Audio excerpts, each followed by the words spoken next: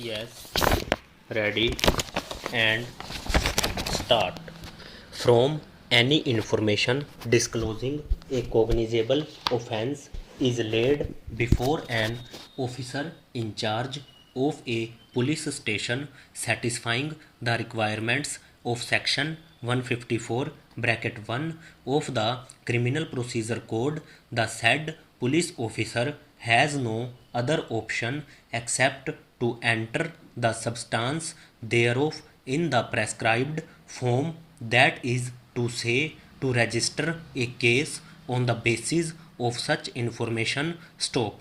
Though a police officer cannot investigate a non-cognizable offense, he can investigate a non-cognizable offense under the order of a magistrate having power to try such non-cognizable case or commit the same for trial within the terms under section 155 bracket 2 of the code, but subject to section 155 bracket 3 of the code. Stop. Further, under the newly introduced subsection within bracket 4 to section 155, where a case relates to two offences to which at least one is cognizable, the case shall be deemed to be a cognizable case, notwithstanding that the other offences are non-cognizable, and therefore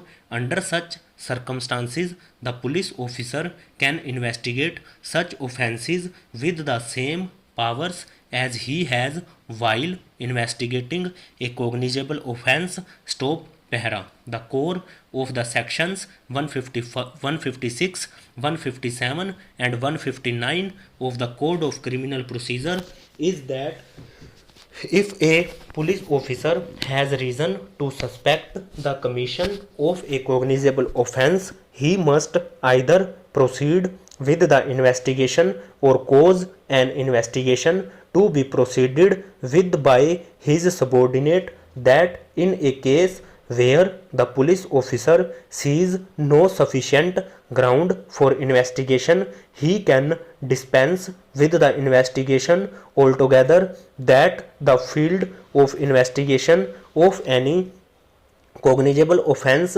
is exclusively within the domain of the investigation agencies, over which the courts cannot have control and have no power to stifle or impinge upon the proceedings in the investigation so long as the investigation proceeds in compliance with the provisions relating to investigation, and that it is only in a case wherein a police officer decides not to investigate an offence, the concerned magistrate can intervene and either direct an investigation, or in the alternative, if he thinks fit, he himself can at once proceed or depute any magistrate subordinate to him to proceed to hold a preliminary inquiry into or